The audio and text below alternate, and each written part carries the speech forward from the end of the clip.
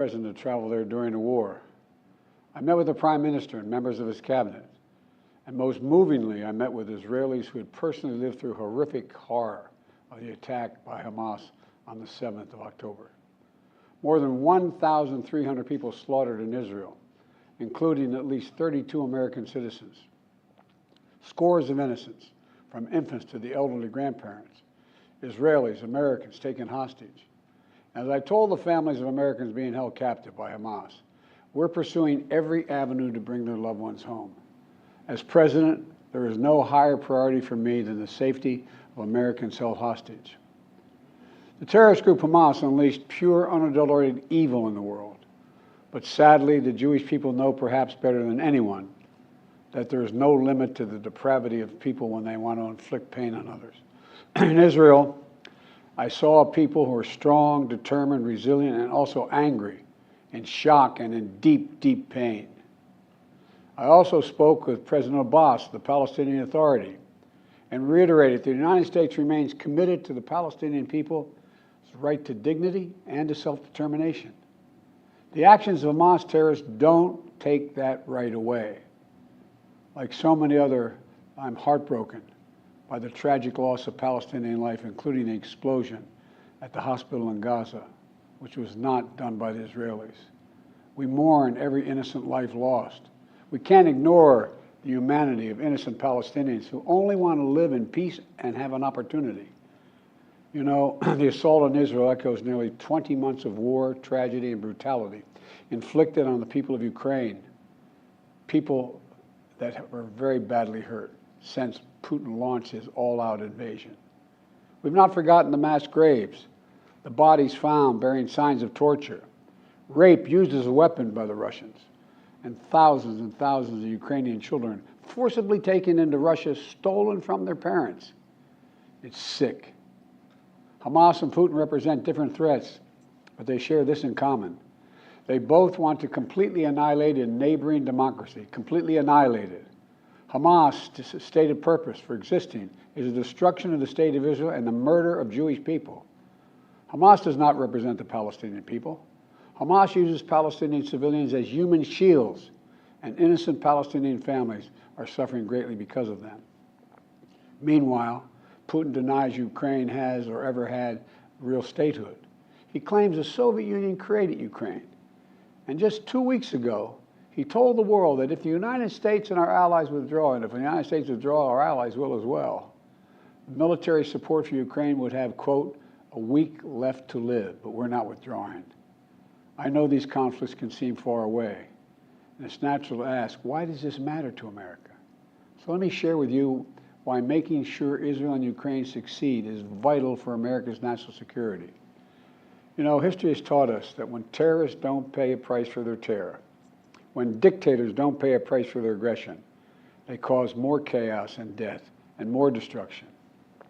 They keep going, and the cost and the threats to America and the world keep rising.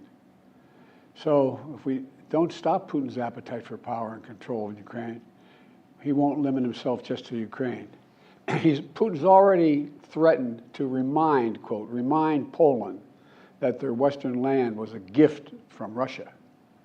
One of his top advisors, a former president of Russia, has called Estonia, Latvia, and Lithuania Russia's Baltic provinces. These are all NATO allies. For 75 years, NATO has kept peace in Europe and has been the cornerstone of American security. And if Putin attacks a NATO ally, we will defend every inch of NATO which the treaty requires and calls for. We'll have something that we do not seek. Make it clear, we do not seek. We do not seek to have American troops fighting in Russia or fighting against Russia. Beyond Europe, we know that our allies, and maybe most importantly our adversaries and competitors, are watching. They're watching our response in Ukraine as well. And if we walk away and let Putin erase Ukraine's independence, would-be aggressors around the world would be emboldened to try the same. The risk of conflict and chaos could spread in other parts of the world, in the Indo-Pacific, in the Middle East, especially in the Middle East. Iran is supporting Russia in Ukraine, and it's supporting Hamas and other terrorist groups in the region, and will continue to hold them accountable, I might add. The United States and our partners across the region are working to build a better future for the Middle East.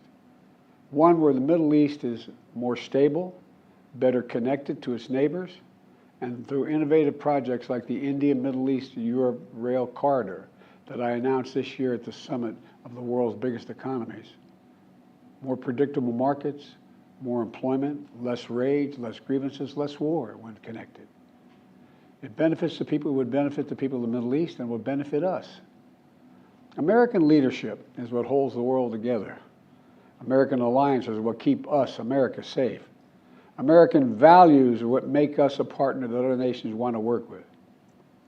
To put all that at risk, if we walk away from Ukraine, if we turn our backs on Israel, it's just not worth it. That's why tomorrow I'm going to send to Congress an urgent budget request to fund America's national security needs, to support our critical partners, including Israel and Ukraine. It's a smart investment that's going to pay dividends for American security for generations. Help us keep American troops out of harm's way. Help us build a world that is safer, more peaceful, more prosperous for our children and grandchildren. In Israel, we must make sure that they have what they need to protect their people today and always. The security package I'm sending to Congress and asking Congress to do is an unprecedented commitment to Israel's security that will sharpen Israel's qualitative military edge, which we've committed to, the qualitative military edge. We're going to make sure Iron Dome continues to guard the skies over Israel. We're going to make sure other hostile actors in the region know that Israel is stronger than ever and prevent this conflict from spreading. Look, at the same time, President Netanyahu and I discussed again yesterday the critical need for Israel to operate by the laws of war. That means protecting civilians in combat as best as they can. The people of Gaza urgently need food, water, and medicine.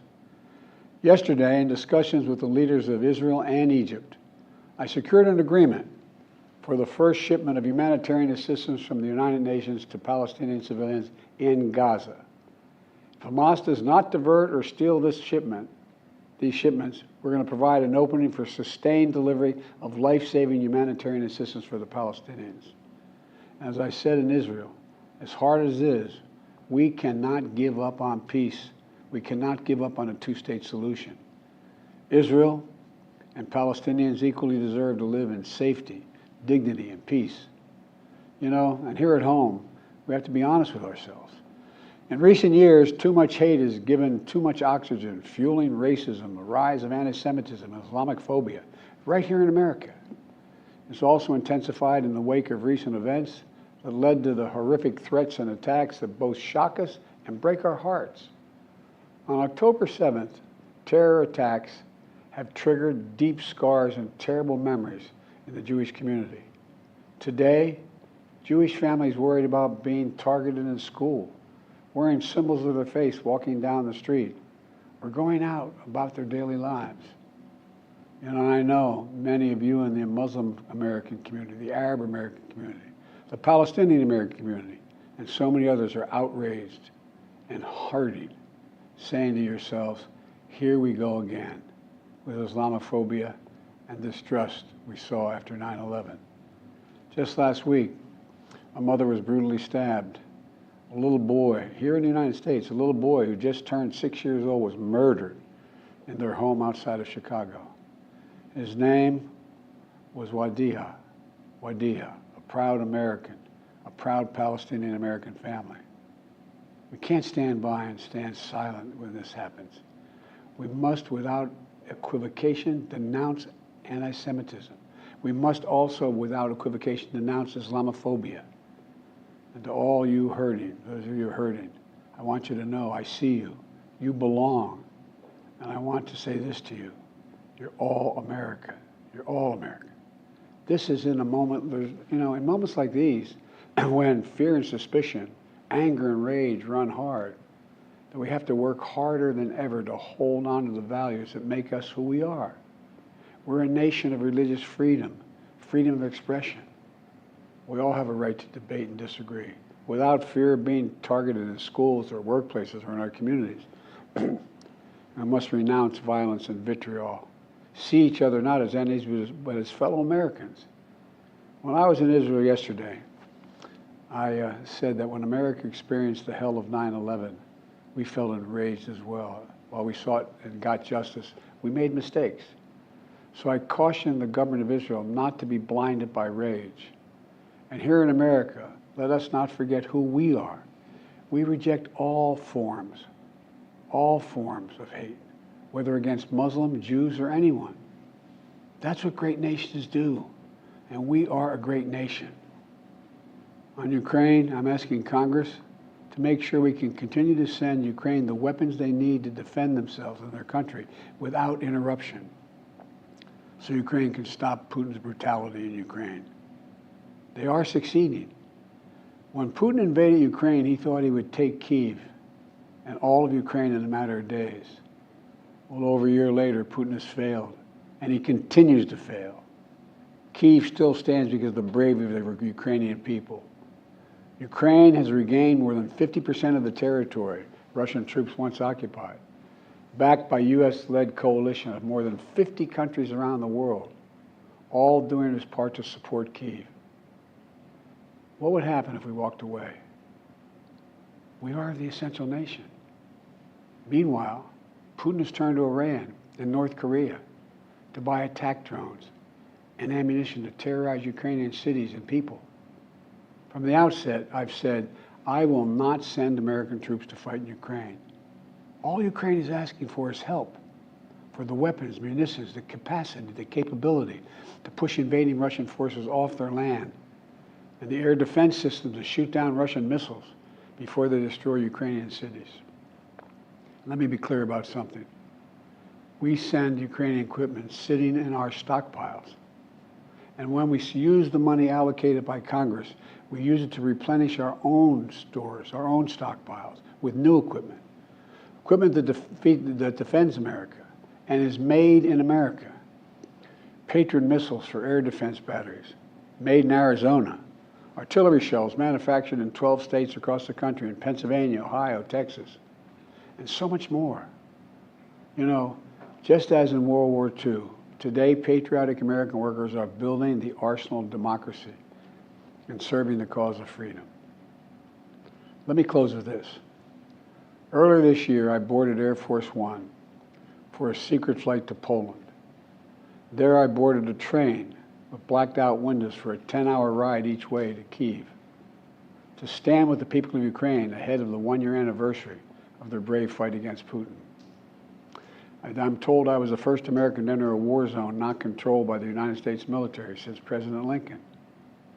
With me was just a small group of security personnel and a few advisors.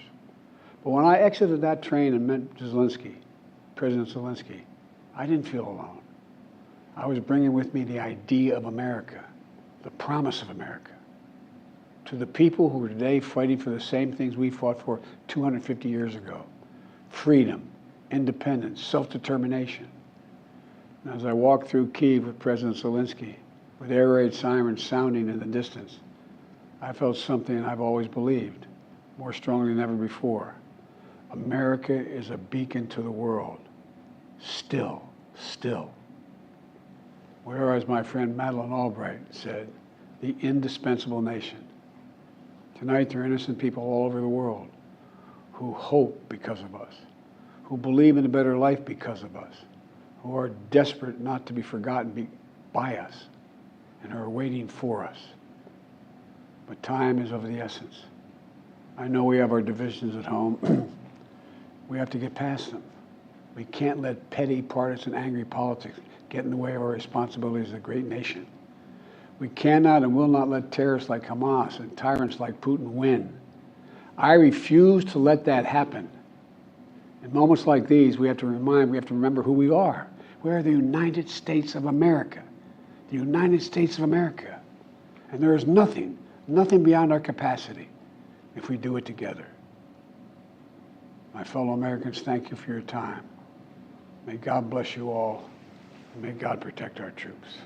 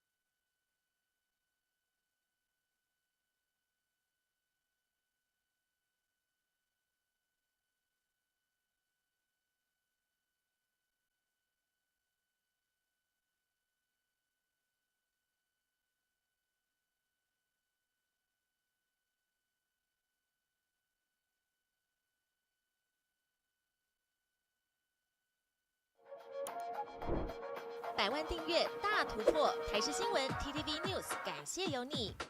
重要直播随时掌握，时事新闻不漏接，一刀未剪，新闻看得更完整。国际重大事件 ，catch 时事最新脉动，按赞订阅，开启小铃铛。